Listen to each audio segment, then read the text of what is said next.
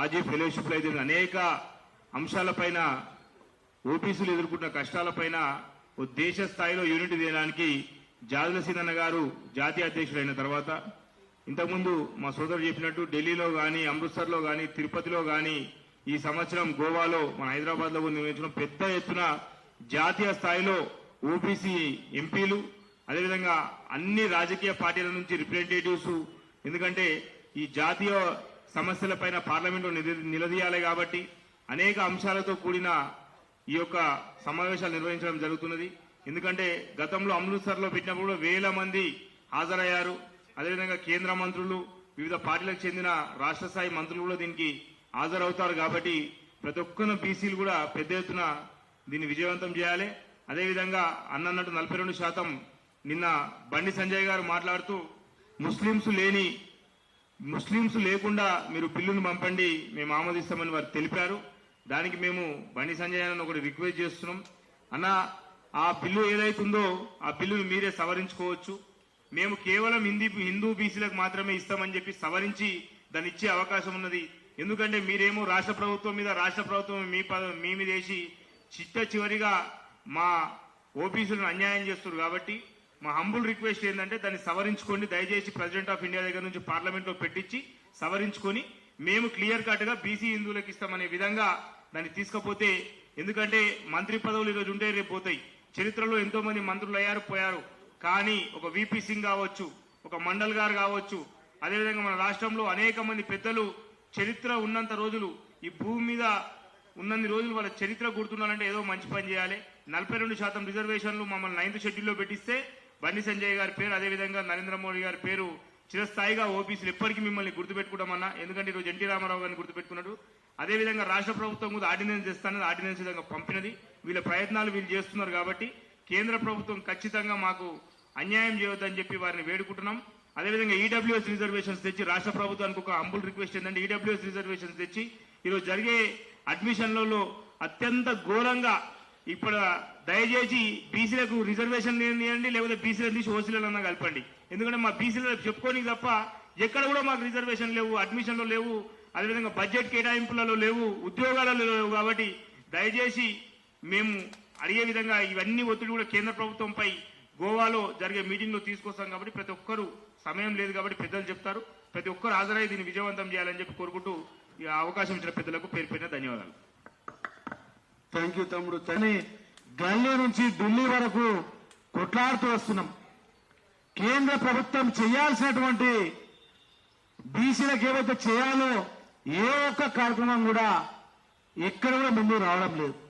ఇటు క్రిమినల్ ఎత్తివేసే విషయంలో కానీ, అలాగే కులగణ విషయంలో కానీ, అలాగే ఉమెన్ బిల్లులో బీసీల కోటా విషయంలో కానీ, ఇలా బీసీల గురించి ఎలాంటి ఆలోచన లేకుండా వాళ్ళ అధికారం కాపాడుకోవడం కోసం ఎంత దూరమైనా ఎవరికి ఏమి ఇవ్వడానికైనా ముందుకెళ్తారు తప్ప బీసీ ప్రధాని ఉన్నారని చెప్పేసి అని పేరుకు మాత్రమే మురిసిపోయే విధంగా ఉన్నది తప్ప బీసీలకు చేసింది ఏం లేదు.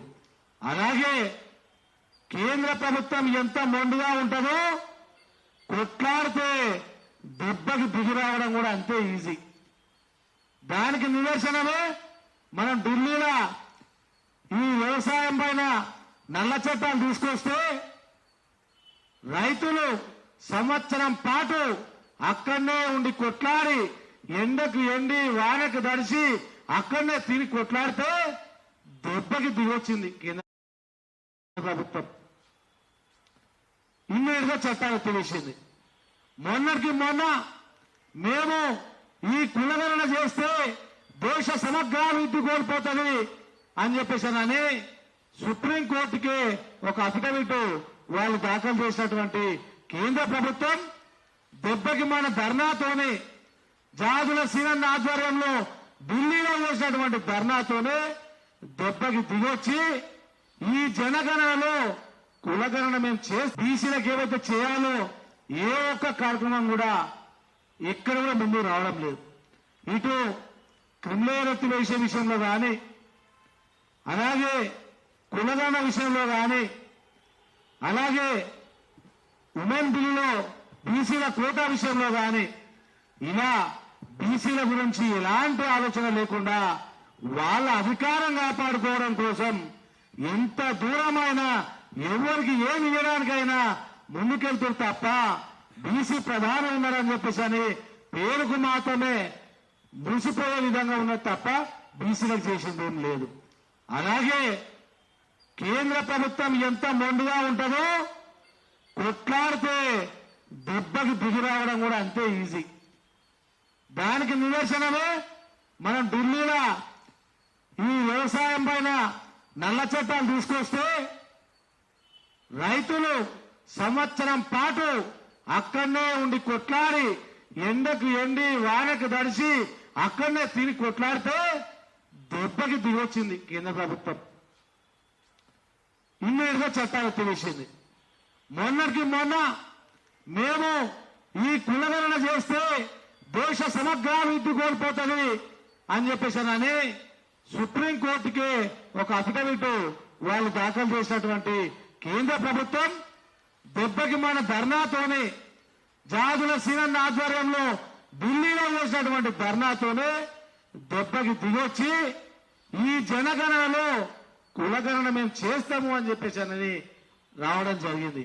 అందుకే ప్రతి సంవత్సరం లాగే జరగబోయే ఆగస్టు 7వ తారీఖు నాడు జాతీయ ఓబీసీ మహాసభ ఇప్పుడు గోవాలో జరగబోతుంది. కాబట్టి మన మీటింగు ప్రతి ఒక్కరు హాజరై అక్కడ 2-3 గంటలు మనం కేటాయించి కేంద్ర ప్రభుత్వం పైన తీసుకురావాల్సిన ఒత్తిడి గురించి మనము అక్కడ ఆలోచన చేస్తే దేశంలో ఉన్నటువంటి ఎంపీలందరూ చూస్తారు, అన్ని రాష్ట్రాల్లో ఉన్నటువంటి ముఖ్యమంత్రులు చూస్తారు.